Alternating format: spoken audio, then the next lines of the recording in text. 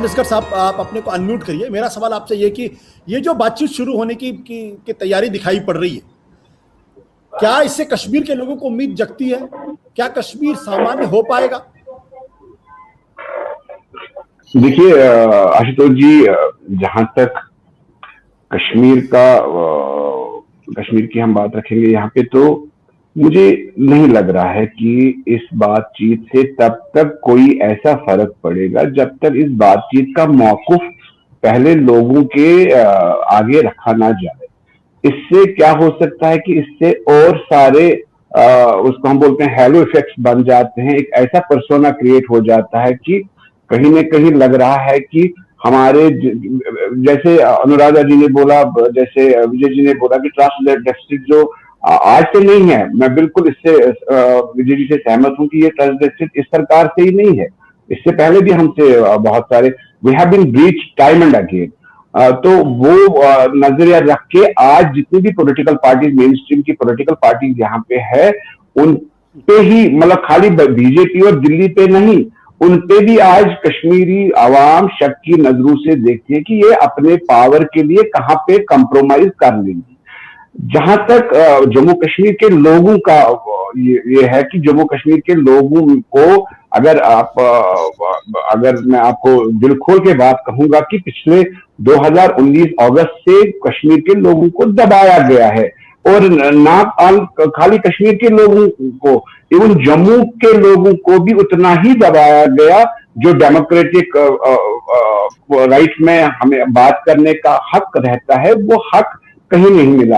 अब जहां पे ये डेवलपमेंट का, विकास की बात करते हैं या हालात के ठीक होने की बात करते हैं, ऑल ऑफ ए सडन इनके दिमाग में ये मौकूफ आता है कि अब नहीं, it's the time to change the scenario, हमें पॉलिटिकल प्रोसेस स्टार्ट करना चाहिए। ये यूपी के इलेक्शन पे ही होता है या ये तभी होता है जब आपकी इकोनॉमी ज्यादा खराब हो गई मुल्क में, जब आप कोविड को ठीक तरह से हैंडल नहीं कर पाए, जब आप कश्मीरी पंडितों से आपने जो वादा किया था उनको वापस रिहैबिलिटेट करना था वो आपने नहीं करा, जब आपको अंधेरा अंधेरा दिख रहा है तो कश्मीर को लिटमस पेपर बना के आप इसको यूज कर रहे हैं, जो ओवरऑल परसेप्शन है। तो जहां तक हालातों की बात करी जाए, 370 हटने के बाद चाइना की मुदाखलत कितनी रही हमारे स्टेट में, आप भी वाकिफ है, हम भी वाकिफ है। पाकिस्तान से कितने सीजफायर वायलेशन हुए वो गिनते रहेंगे तो मेरे ख्याल में इनके पास भी अब आंकड़े नहीं होंगे, क्योंकि हर दिन 2-4 होते ही रहते हैं।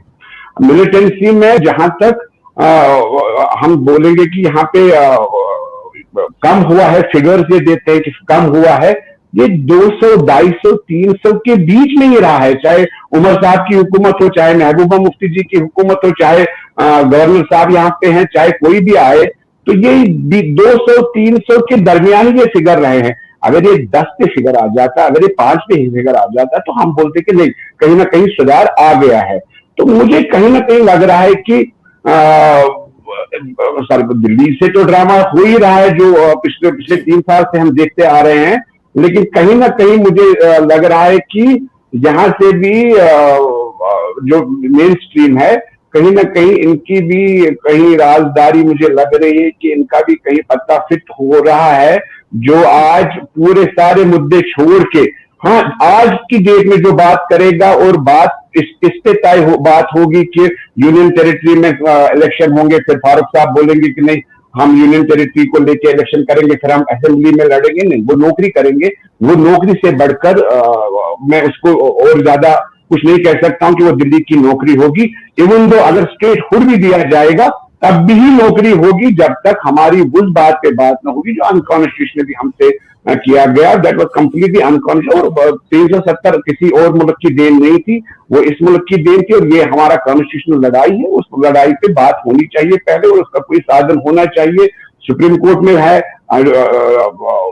सब जुडिस है, तो उसके बीच में अगर कोई बात आती है, अच्छी बात है, बात करना, बात के बगैर कोई साधन नहीं है, लेकिन बात अगर स्टेट के लिए है तो ठीक है, अगर ये बाकी चीजों के लिए है तो फिर तो वही होगा सुहेल जो हमारी तवक्का है। धारा 370 को रेस्टोर किए बिना क्या चुनाव में आप लोग जाएंगे? तो किस मुंह से जाएंगे? लोग आपकी बातों को क्यों सुनेंगे? सुहेल, अनम्यूट करना होगा अपने आप। देखिए, जहां तक चुनावों की बात है, आपने इससे पहले भी ये प्रश्न किया था और ये रिपीट हो रहा है और मुझे लगता है कि वही एक बात मैं भी दोहराऊंगा। जहां तक जो पॉलिटिकल स्पेस है, तो पीपल्स डेमोक्रेटिक पार्टी या पूरी जो यहाँ की जेएनके की मेन स्ट्रीम पॉलिटिकल पार्टीज हैं, वो एक अहम हिस्सा है जो इस पॉलिटिकल स्पेस में ऑपरेट करती हैं। मैं आपको बिल्कुल नेक नीति से, साफ गोई से बताना चाहता हूँ कि कहीं ना कहीं दिल्ली का, पर्टिकुलरली करंट अपैरेटस का, ये एक चाहत भी रही है और मोडस ऑपरेंडी भी रहा है कि कुछ करके ये जो स्पेस है जहां ये main stream political parties operate करती हैं, उसको इनसे खाली कर दिया जाए, ये स्पेस इनसे छीना जाए और यहाँ पे भी एक ऐसा सेटअप क्रिएट कर दिया जाए ताकि उसके बाद वो अपनी मनमानी करें, जो चाहें वो करें। इसका एक अच्छा उदाहरण पिछले जो हमारे पंचायत के इलेक्शन हुए थे वो समय था। अनफॉर्चुनेटली आज हाइंडसाइड में बैठ के मैं ये बोलने में मुझे कोई दिक्कत नहीं हो रही है कि उस वक्त दो हमारी बड़ी मेन स्ट्रीम पॉलिटिकल पार्टी जो नेशनल कॉन्फ्रेंस और पीपल्स डेमोक्रेटिक पार्टी, उन्होंने पंचायती चुनाव में हिस्सा न लेने का फैसला किया और जब उन्होंने हिस्सा नहीं लिया तो वहां पे एक वैक्यूम क्रिएट हो गया। हालांकि उसमें पार्टिसिपेशन बहुत लिमिटेड था, 70% के आसपास ऐसी सीटें थी जहां कोई लड़ा ही नहीं, बाकी में 20% में ऐसे थे जहां 5 वोट 10 वोट, कुछ तो बिना कंटेस्ट किए हुए एक आदमी ने फॉर्म भरा वही जीत गया। वो जो स्पेस क्रिएट हो गई, उसका भरपूर जो फायदा है वो नई दिल्ली ने अपने करंट जो उनका प्लान ऑफ एक्शन है उसको एग्जीक्यूट करने के लिए लिया। डीडीसी के इलेक्शन हुए, अलायंस बनी थी, दिल्ली ने शायद ये सोचा था कि हम जल्दी से इलेक्शन करा देंगे, ये जो पॉलिटिकल पार्टीज हैं ये तो इससे दूर रहेंगी, हमें एक और मौका मिल जाएगा कि हम जो चाहें वो करें। लेकिन उस वक्त पीएजीडी ने डिसाइड किया कि नहीं, हम इलेक्शन लड़ेंगे और ये स्पेस हम छोड़ेंगे नहीं। इनफैक्ट वो एक रेफरेंडम काइंड ऑफ बन गया 370 को लेके जो कुछ हुआ उस पे, और रिजल्ट बिल्कुल सामने है कि पीएजीडी ने एकदम स्वीप कर दिया और एक लोगों ने एक मत दिया कि पीएजीडी जिस मुद्दे को लेके उठी है, जो बोल रहे हैं कि जो कुछ 5 अगस्त को हुआ वो असंवैधानिक था और उसको, हमारे राइट्स को हमें वापस करना चाहिए, वो एक साफ आवाज में लोगों ने जवाब दिया। और आज की डेट में भी हमारा ये कहना है कि हमसे जो छीना गया वो असंवैधानिक है और हम अपने राइट्स की लड़ाई कंटिन्यू करते रहेंगे चाहे कुछ भी हो जाए। और ये लड़ाई पॉलिटिकली होगी, लीगली होगी। और पॉलिटिकल प्रोसेस की जब हम बात करें, जब तक हम वैसे एक मेन स्ट्रीम पॉलिटिकल पार्टी के इलेक्शन का हिस्सा नहीं रहेंगे तो वो शायद जो political way of this struggle है, एंगेजमेंट है, वो हम फिर कैसे करेंगे। हाँ, महबूबा मुफ्ती साहिबा ने ये ऑन रिकॉर्ड कहा है कि वो खुद एज एन इंडिविजुअल वो इलेक्शन नहीं लड़ेंगे जो इस स्थिति में होगा जो आज की हमारी कॉन्स्टिट्यूशनल पोजीशन है।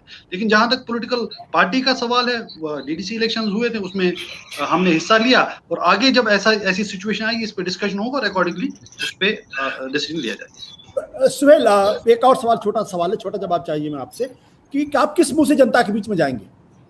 भाई धारा 370 को सरकार ने हटा दिया, आप लोग कुछ नहीं कर पाए। राज्य को यूनियन टेरिटरी में तब्दील कर दिया, 2 हिस्सों में बांट दिया, आप लोग कुछ नहीं कर पाए।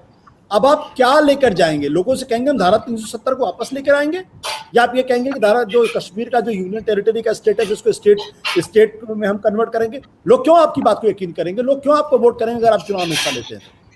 देखिए, पिछली बार जब हमने डीडीसी के इलेक्शंस में हिस्सा लिया तब भी यही स्थिति थी।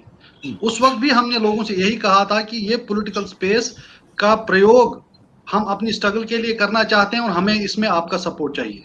अगर ये जो सवाल आप अभी कर रहे हैं ये उस वक्त भी एग्जिस्ट करता था तो उस वक्त हम क्या मुंह लेके गए थे? तो अगर या तो हमारे पास ये ऑप्शन है कि हम सरेंडर करके बैठ जाएं और कहें कि अब तो दिल्ली ने कर दिया सो कर दिया, अब हम भी नहीं जा सकते, तो हम पीछे बैठ जाते हैं।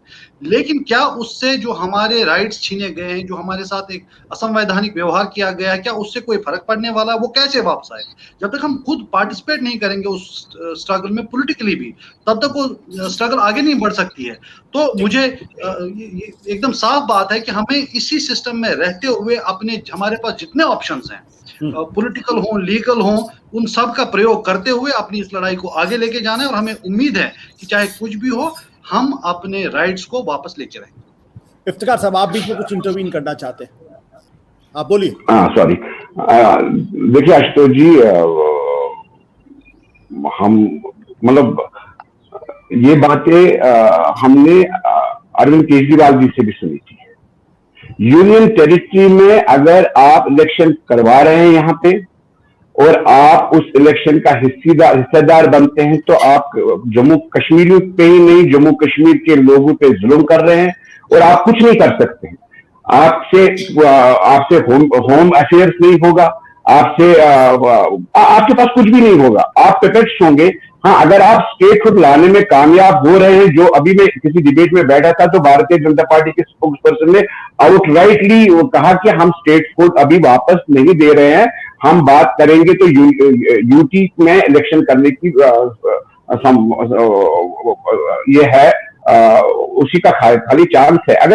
अगर यूटी में इलेक्शन कर रहे हैं और फिर आप बोल रहे हैं कि हम पॉलिटिकल प्रोसेस का हिस्सा बन के अपनी लड़ाई लड़ेंगे, तो मैं समझता हूं कि उससे बढ़कर हमारी कोई नाकामी नहीं होगी। अनुराधा जी ने सुप्रीम कोर्ट में लड़के हमारे मोबाइल फोन चलवा दिए, लेकिन वही सुप्रीम कोर्ट से हम ज्यादा कोशिश कर सकते हैं कि हम अपने 370 पे लड़े, अपने जो हमारे साथ कॉन्स्टिट्यूशनल ब्रीच हुए उन पे लड़े, लेकिन यूटी में आके नौकरी होगी, मुलाजमत होगी, और उसमें मुझे लग रहा है कि 80% लोग उसमें नाराजगी ही जाहिर करेंगे, उसमें दिल खोल के उसको गले नहीं लगाएंगे।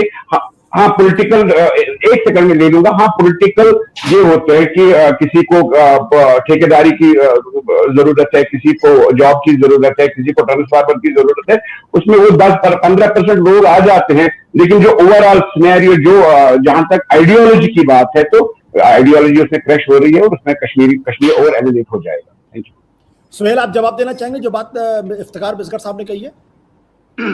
देखिए, इन्होंने सुप्रीम कोर्ट का जिक्र किया, तो हम भी मानते हैं कि सुप्रीम कोर्ट में मामला है, और बड़े डिसअपॉइंटेड हैं हम कि जिस तेजी से सुप्रीम कोर्ट ऑफ इंडिया को इस मसले को डील करना चाहिए था, सुनना चाहिए था और उस पर एक डिसीजन देना चाहिए था, क्योंकि ये लगभग 125 करोड़ लोगों के भविष्य का मसला है। 2 साल हो गए हैं, लटके हुए हैं। बाकी मसलों पे बड़ी तेजी दिखाई जाती है, लेकिन अभी हमारा जो मसला है वो वैसे का वैसे लटका हुआ है। तो सुप्रीम कोर्ट तो डेफिनेटली उनको चाहिए कि जितनी जल्द हो सके इस मामले की सुनवाई और एक फैसला दिया जाए। हम तो मानते हैं कि ये इलीगल है, अनकॉन्स्टिट्यूशनल है, और हमें उम्मीद है कि वो फैसला हमारी हक में आएगा। जहां तक इलेक्शंस की बात है, मैं फिर से ये दोहराना चाहूंगा कि इलेक्शंस जब आएंगे उस वक्त एक डिसीजन लिया जाएगा। लेकिन एक चीज मैं डिसएग्री करना चाहूंगा इफ्तिखार साहब से, कि क्योंकि ये जो हमारी पॉलिटिकल एक्सपीरियंस रही है जम्मू कश्मीर में, ये खुद एक पॉलिटिशियन रहे हैं, नेशनल कॉन्फ्रेंस से जुड़े रहे, पीडीपी का भी हिस्सा रहे, तो इनको भी पता है, वैसे थे एक एक्टिविस्ट, वैसे थे एक इंटेलेक्चुअल, इनको पता है कि जब कभी यहाँ के लोगों ने इस पॉलिटिकल स्पेस को छोड़ दिया, उसका प्रयोग दिल्ली ने किया और हमारे खिलाफ किया। और ऐसा नहीं है कि अगर इफ्तिखार साहब, सुहेल बुखारी इलेक्शंस नहीं लड़ते तो ये इलेक्शन नहीं होंगे, ये इलेक्शन होंगे, और इनफैक्ट काफी लोग हैं जो चाहेंगे ऐसे ही हों, ताकि वो जैसे चाहें वही लोग उसमें आए, उसके बाद उनको वो लेजिटिमेसी भी मिले और जैसे चाहे उसको एग्जीक्यूट करें। तो हमारा मानना यह है कि जब कभी वो मामला आएगा, वो समय आएगा, इस पे गहन मंथन की जरूरत पड़ेगी, हर प्रो एंड कॉन को सोच के एक फैसला लिया जाना चाहिए और वही हो। ठीक है अनुराधा जी, ये जो बातचीत है इफ्तिखार मिसगर और सुहेल बुखारी के बीच की बातचीत है, इस पे एक बात तो स्पष्ट है कि कश्मीर के अंदर अभी इस बात को लेकर एक डिवीजन है, एक विभाजन है। राजनीतिक पार्टियां, चाहे वो पीडीपी हो या फिर नेशनल कॉन्फ्रेंस हो या कांग्रेस पार्टी हो, जो तमाम राजनीतिक दल जो कश्मीर की घाटी में एक्टिव हैं, उनके पास आज कोई मुंह नहीं है लोगों के बीच जाके कहने कि हम ये आपके लिए कर देंगे, क्योंकि उन पॉलिटिकल पार्टीज के रहते हुए धारा 370 हटा दी गई, इन पॉलिटिकल पार्टीज के रहते हुए कश्मीर को 2 हिस्सों में बांट दिया गया, इन पॉलिटिकल पार्टीज के रहते हुए जम्मू कश्मीर का स्टेटहुड हटा के उसको यूनियन टेरिटरी ले लिया गया। तो आज ये कश्मीर को क्या वायदा करके जाएंगे और क्यों लोग इनकी बात पे यकीन करेंगे, ये एक सवाल तो रहेगा। सॉरी जी बिल्कुल, मैं सुहेल बुखारी साहब की भी बात सुन रही थी कि डीडीसी इलेक्शन में लोगों ने पार्टिसिपेट किया, हालांकि उस लेवल की पार्टिसिपेशन फिर भी नहीं थी, लेकिन जो इलेक्शन में मैंने पहले भी कहा, जो पार्टिसिपेशन होती है, जो लोग शामिल होते हैं और वोट देने के लिए आते हैं या नहीं आते हैं, उनके और भी मुद्दे होते हैं। और एक ये डर कि यहाँ पे जम्मू कश्मीर में एक बीजेपी मेजॉरिटी नहीं आ जाए, कश्मीर में एक वो भी एक मुद्दा रहता है। तो इलेक्शन में पार्टिसिपेशन हो सकती है, किस लेवल की हो सकती है ये कहना मुश्किल है, लेकिन वो उसको आप complete participation in a democratic process of the country आप नहीं कह सकते हैं जब तक कि लोगों के अंदर ये मुद्दे नहीं जाएं, जो भी मुद्दे ये पॉलिटिकल पार्टीज लेके जा रही हैं और जो भी फैसले हो रहे हैं, और एक इलेक्शन के बाद और इलेक्शन के पहले जब तक उनकी पार्टिसिपेशन नहीं है तो उसको आप एक कंप्लीट तरीके से एक लोकतंत्र नहीं कह सकते। दूसरी चीज ये है कि आज जो बात चल रही है लेजिटिमेसी की, नेशनल कॉन्फ्रेंस हो, पीपल्स डेमोक्रेटिक पार्टी हो, या बाकी जितने भी पॉलिटिकल ग्रुप्स हैं, उसका जिम्मेदार कौन है? कुछ तो वो खुद हैं, कुछ वो पार्टीज खुद हैं जिस किस्म की पॉलिटिक्स रही पिछले 60-70 साल में, और कुछ हद तक ये केंद्रीय सरकार जो 2 साल से कर रही है। पहले आपने पूरी पॉलिटिकल स्पेस खत्म कर दी जो रह गई थी, जो बची हुई थी।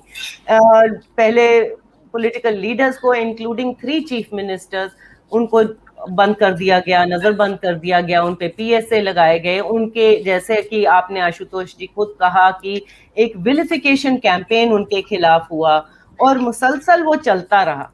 तो उनका जितनी भी जो लेजिटिमेसी ग्राउंड पे है वो इतनी हिल गई है, इतनी टूट गई है। आज वो एक बहुत बड़ा सवाल है कि वो लेजिटिमेसी को रीगेन कर सकते हैं कि नहीं। लेकिन उससे बड़ा भी सवाल ये है कि लोगों का यकीन किस हद तक होगा इंडियन डेमोक्रेसी में, और ये एक सबसे अहम सवाल है। विजय जी, आपसे आखिरी सवाल, जो बात तभी अनुराधा जी ने कही और जो बात तभी इफ्तिकार मिस्कर साहब भी कह रहे थे, एक सवाल ये है कि जिस लेवल का विलिफिकेशन भारतीय जनता पार्टी की तरफ से किया गया है DDC के चुनाव में, गैंग कहना और एक तरीके से आतंकवादी तो कर बहुत छोटा सा शब्द है, ऐसे ऐसे शब्दों का इस्तेमाल किया गया है। आज आपने उन्हीं पॉलिटिकल पार्टीज को जिनकी मदद से आप पॉलिटिकल प्रोसेस शुरू करना चाहते हैं, उनको डिस्क्रेडिट करके दोबारा उनसे एंगेजमेंट कर रहे हैं। ये सही नीति है? नीति सही है कि नहीं, लेकिन मैं इस पर ये बात जरूर कहना चाहता हूँ, विलिफिकेशन हुआ, लोगों को डिस्क्रेडिट किया गया, और ये तो किसी भी पॉलिटिकल पार्टी का एक तरीका होता है कि डिस्क्रेडिट कर दिया जाए ताकि वो स्पेस को आप ऑक्यूपाई कर सके।